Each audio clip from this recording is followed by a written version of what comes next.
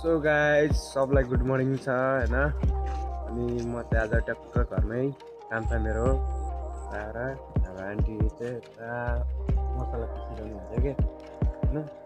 अझ यो टुगा राख्नु होला त्यही भएर यो सफा गरेर मास काट्नुपर्ने आज मेरो काम होइन। अब मेरो काममा चाहिँ मल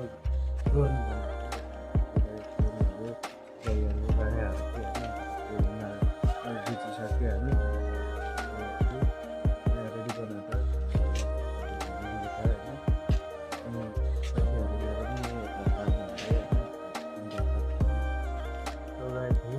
चट्ट लाएर यहाँ खन्नु पनि थालिसक्यो कि यति भइसक्यो गोडे खनेको मल सोरेको छिट्ट आएर सबै फाल्नुपर्ने क्या यो